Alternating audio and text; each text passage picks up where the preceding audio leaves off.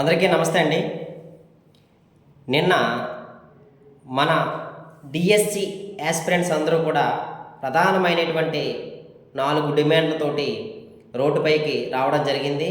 ముఖ్యంగా విజయవాడ ధర్నా చౌక్ దగ్గర చాలా వరకు కూడా డివైఎఫ్ఐ ఆధ్వర్యంలో, అలాగే మాజీ ఎమ్మెల్సీలైనటువంటి లక్ష్మణరావు గారు, తర్వాత తదితర ప్రజాప్రతినిధులు అందరూ కూడా కలిసి మనకి సంఘీభావం తెలపడం, అలాగే రాష్ట్రంలోని వివిధ జిల్లాల్లోని పార్వతీపురం కానీ, శ్రీకాకుళం కానీ, విజయనగరం కానీ, లేదా కర్నూలు కానీ, ఇలా చాలా జిల్లాల్లోని నిరసన అనేది తెలియజేయడం జరిగింది. అంటే నిన్న చివరి రోజుగా మనం అనుకున్నాం.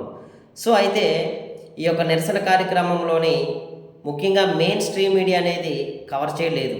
So 1-2 channel main stream media వచ్చినప్పటికీ కూడా అవి ప్రచారం అనేది చేయలేదు. నేను కూడా చూశాను, ఖచ్చితంగా ఎక్కడ కూడా ప్రచారం అని చేయలేదు. కానీ కొన్ని దగ్గరికి మెయిన్ స్ట్రీమ్ మీడియా వచ్చింది, కానీ వచ్చినప్పటికీ కూడా ప్రచారం చేయలేదు. కారణం ఏంటంటే బేసికల్గా అధికార పార్టీకి ఇంకొద్ది సపోర్టెడ్గా ఉండడం. ఎందువల్లంటే ఇది మళ్ళీ ఆ మెయిన్ స్ట్రీమ్ మీడియాలో వచ్చినట్టయితే ఇది మళ్ళీ పెద్ద వైరల్గా అవుతుంది, ప్రభుత్వానికి చెడ్డ పేరు వస్తుంది అనే ఉద్దేశంతో అవి కవర్ చేసిన ప్రచారం అయితే చెయ్యు. ఈ నన్న జరిగింది అదే అనమాట. సో నేను మీ అందరికీ ఒకటే చెప్తున్నాను, ఇక మన చివరి ప్రయత్నం అనేది చేసేసాం అని నేను అనుకుంటున్నాను. అంటే నా మాటలు మీకు బాధ అనిపించవచ్చు. సారు కూడా మళ్ళీ ఇప్పుడు లిఫ్ట్ అయిపోతున్నాడు, అదే క్విట్ అయిపోతున్నాడని మీరు అనుకోవచ్చు. కానీ నేను క్విట్ అవ్వడం కాదు, సమయం లేదు ఇంకా.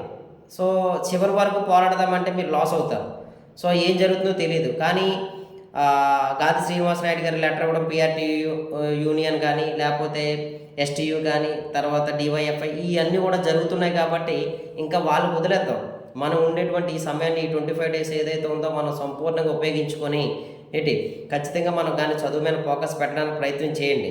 ఎందువల్లంటే ఇంకా మరి చేసేది ఇంకేమీ లేదనేటువంటి ఆలోచన అయితే నేను రావడం జరిగింది. ఇంకా మరింత కాలం నేను మీకు చెప్పినా సరే మీలోనే హోప్స్ కల్పించినట్టు అవుతుంది తప్ప కానీ మరో ఉద్దేశం అయితే ఉండదు. అందువల్ల ఏమవుతుందంటే నేను ఫస్ట్ నుంచి కూడా చెప్తున్నాను, చివరి రోజుగా మనం పెట్టుకొని మనం ఇచ్చే ద్వారా నేను సంఘీభావం తెలపడం, నా వంతు నేను కృషి చేయడం అన్నీ జరిగాయి.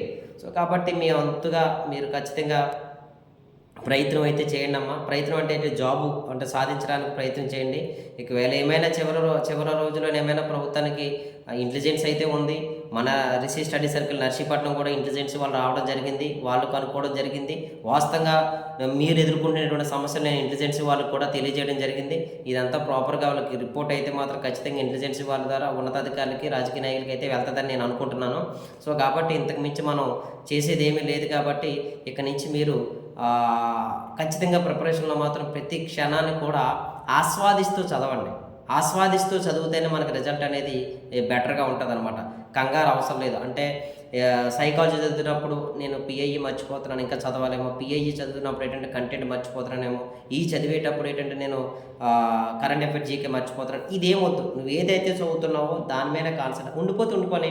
సో ఎందువల్లంటే నువ్వు అది ఉండిపోతుందని నువ్వు భావించుకున్నట్టయితే ఇది కూడా కోల్పోతున్నావు కదా. సో కాబట్టి నువ్వు చదువుతున్నటువంటిది నేను ఇదైనా కంప్లీట్ చేస్తాను, నేను ఫుల్ఫిల్గా నేను ఇందులో మార్కులు తెచ్చుకుంటాను, గేట్ చేస్తున్నట్టుగానే నీ యొక్క ప్రణాళిక సిద్ధం చేసుకొని మీరు చదవండి.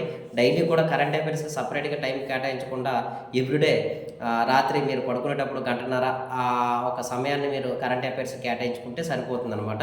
ఇంకా రిమైనింగ్ ఏంటంటే మీరు కంటెంట్ ఎలాగ కొద్దిగా సంపాదించుంటారు కాబట్టి అధిక నాన్ మ్యాథ్స్ అయితే కొద్దిగా మ్యాథ్స్ ప్రాధాన్యత ఇవ్వడం, ఇంగ్లీష్లో వెనకపోతున్నట్టయితే ఇంగ్లీష్లోకి అది వెనకపోవడం, ఇది ఎడ్జిటి వాళ్ళు చేయవలసింది.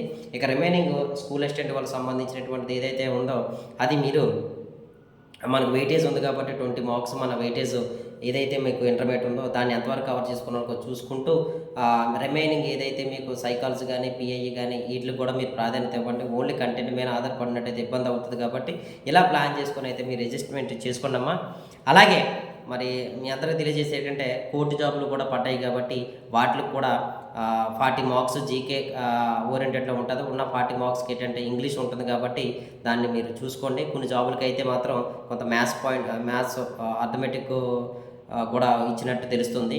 సో కాబట్టి వీటికి సంబంధించినటువంటి పూర్తి కోచింగ్ అంతా కూడా మన ఆఫ్లైన్లోనే మన రిషి స్టడీ సర్కిల్ నర్సీపట్నంలోని రేపు 16వ తారీఖున నూతన బ్యాచ్ ప్రారంభించడం జరుగుతుంది. అలాగే ఆర్ఆర్బి కూడా ఎస్ఎస్సికి సంబంధించినటువంటి ఏఎల్పికి సంబంధించిన కూడా బ్యాచ్ ప్రారంభమవుతుంది. ఆడపిల్లలకి హాస్టల్ ఉంది, మగపిల్లలకి హాస్టల్ ఉంది. సో కాబట్టి రీడింగ్ రూమ్ సదుపాయం ఉంది. కాబట్టి ఎవరైనా రావాలనుకున్నట్టయితే మన నెంబర్కి ముందుగా కాల్ చేసి మీరు రావచ్చు. 8106450108. మరొకసారి చెప్తాను చూడండి, 8106450108. ఈ నెంబర్ కాల్ చేసి మీరు నేరుగా నర్సీపట్నం, అనకాపల్లి జిల్లా నర్సీపట్నం వస్తే సరిపోతుందమ్మా. Thank you. మీరైతే గట్టిగా చదవండి అమ్మా. Thank you.